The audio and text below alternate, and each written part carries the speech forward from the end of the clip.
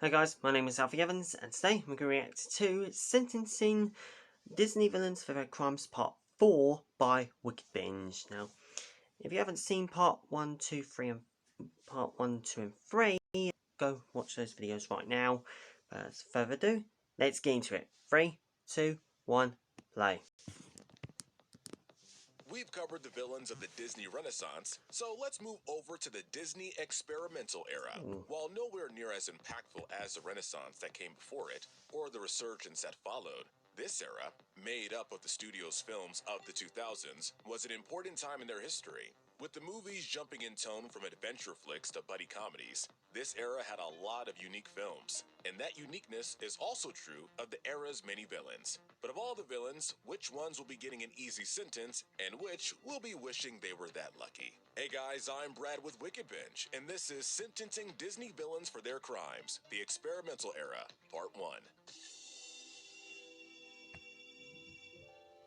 While we are going to be focusing on the experimental era, there is one film from the Renaissance that we've yet to cover, so we thought we'd throw it in as a little bonus. All rise for the first film on the stand, Tarzan. The first evildoer is not a man, nor does he have much screen time. Still, this character plays a pivotal role in laying the foundations for the story. We're talking about the leopard, Sabor. As we said, Sabor doesn't do much, aside from killing Tarzan's parents. With those 2 counts of murder, we think it makes the most sense to give him the death penalty.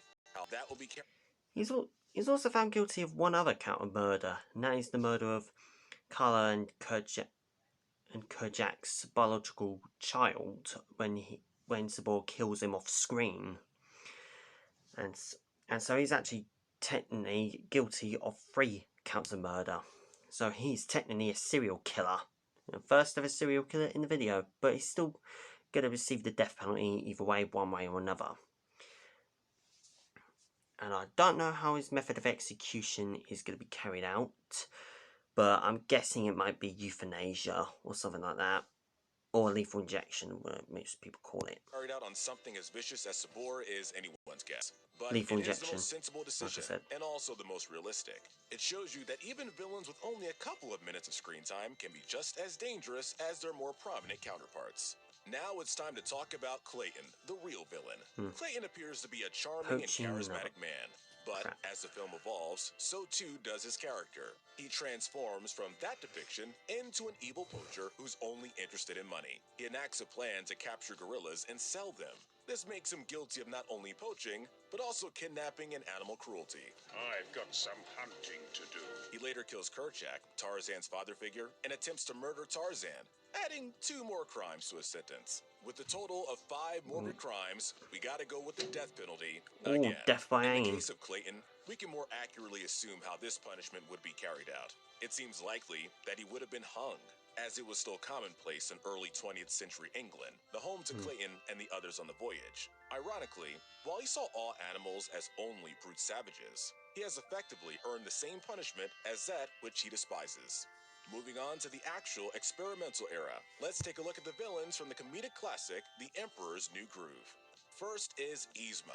Yzma has one goal, to take out Kuzco and install herself as the new emperor. I'll get rid of Cusco. With this goal comes 2 crimes right off the bat. She's guilty of not only conspiring to overthrow a government official, but her attempts to kill Kuzco also means she has attempted murder. After becoming emperor, Yzma abuses her power, another crime we can add to the growing list. You could argue that she's guilty of additional crimes, but we would say they all pale in comparison. On account of her attempt to overthrow her empire's regime, we think it would make the most sense to carry out the death penalty once again. Yzma's plan would not be taken lightly by the court of law, and that's true both in the period of the film and in modern day. During the days of the Aztec Empire, this punishment would have likely been carried out via stoning, but strangulation was also commonplace. Yzma might have hated her transformation into a cat, but let it be known, it could have been a lot worse. Next is Yzma's loyal and dim henchman, Kronk.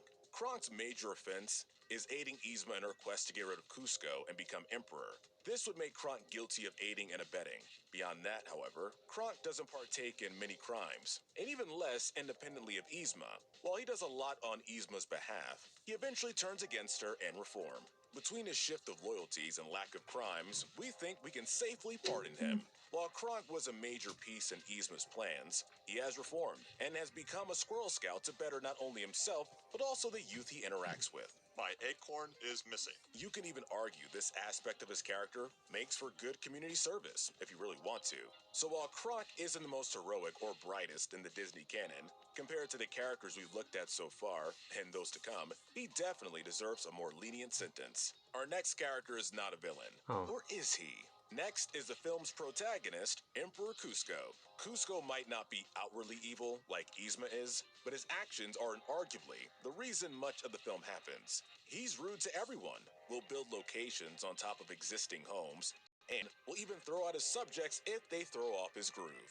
When I give the word, your little town thingy will be bye-bye. Independently, they aren't really crimes, but together, we can call this abuse of power. Kuzco cares little for law and order, instead, worrying about how he feels and only how he feels. With one glaring criminal charge in mind, we believe Emperor Kuzco deserves 5 years in the slammer. You could make the argument his punishment should be more severe, but considering the arc he goes through over the course of the movie, we think it would be overkill. His evolution could get him an early release, but that remains to be decided. Either way, we're sure Kuzco would prefer that than being a llama.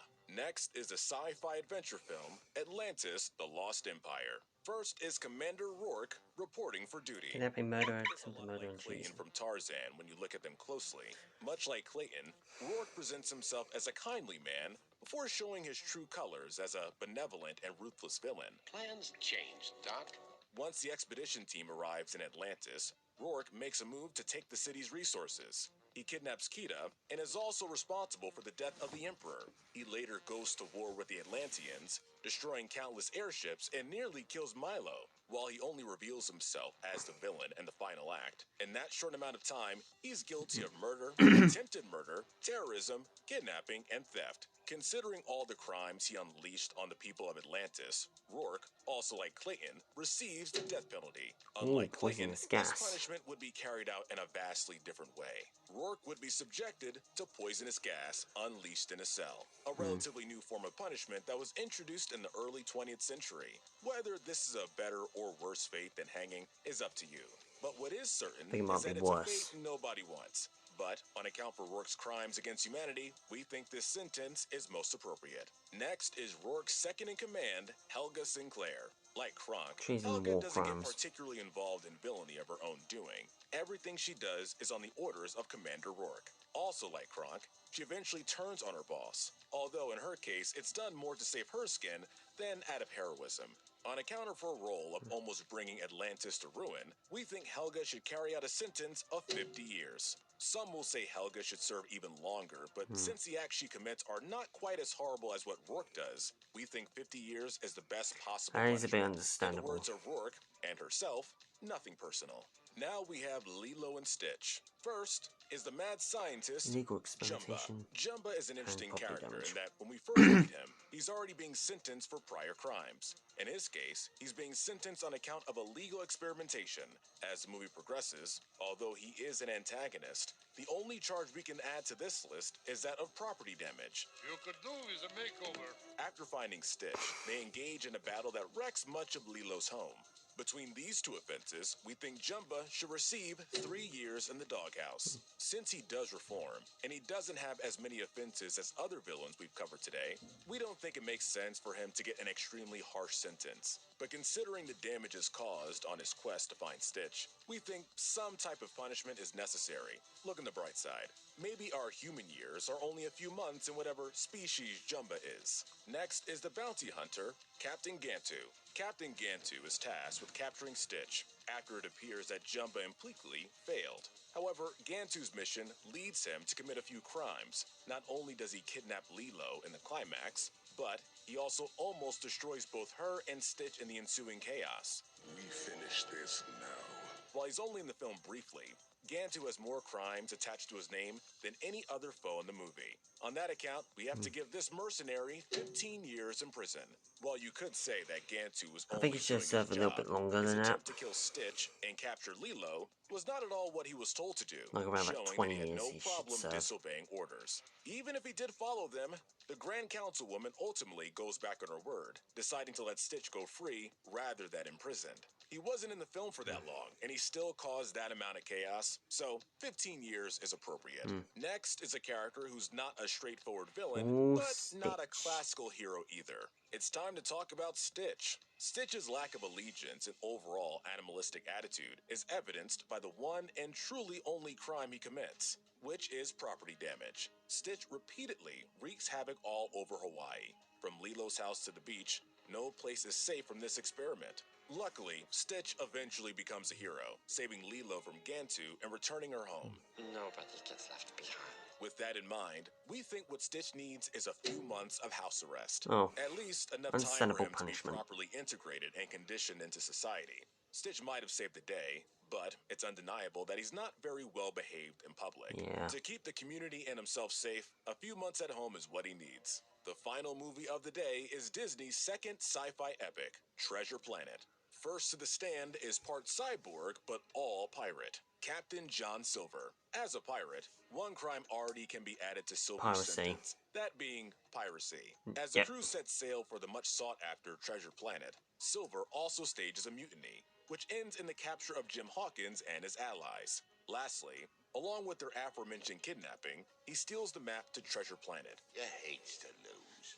With 4 crimes perpetrated throughout the movie, Silver seems to be a pretty villainous pirate. However, he reforms by the end of the film, and this is due in large part to a friendship that he forms with the young Jim Hawkins. Between his crimes and eventual redemption, we believe John Silver should serve a decade in prison. No more, no less. Silver's plan to find Treasure Planet causes a lot of terror, so we don't think his redemption completely absolves him. However, we don't think it prevents him from getting a potentially harsher sentence. 10 years So, is fair. while he might be spending a decade behind bars, we think this pirate will set sail soon enough. While John Silver has some charisma, the same cannot be said for one of his crewmates, Scroop. An alien with crab-like features, although he's subservient to Silver, he is the far more vicious villain of the two. Scroop is responsible for Mr. Arrow's death, which is blamed on Jim by many. To show how evil Scroop is compared to John, Silver was displeased with Scroop's decision and threatened to throw him overboard if a similar stunt was done again.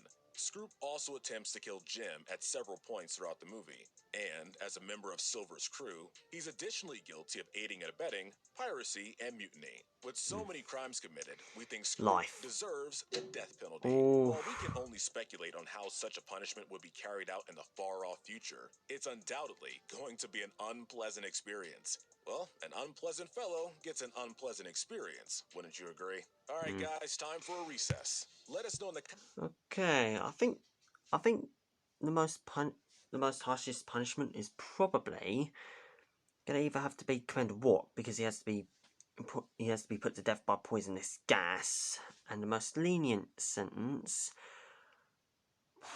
I mean, personally, Captain Gantu should serve at least probably around about a little bit longer, but I'm guessing 15 years does sound quite right, but anyway, like I said, this is just for entertainment purposes anyway. And that was Sentencing Disney Villains for Their Crimes Part 4. So if you guys have not subscribed yet, please like, share and subscribe if you haven't already. And also go subscribe to Wickedbinge if you haven't already. And as always, until next time, peace out.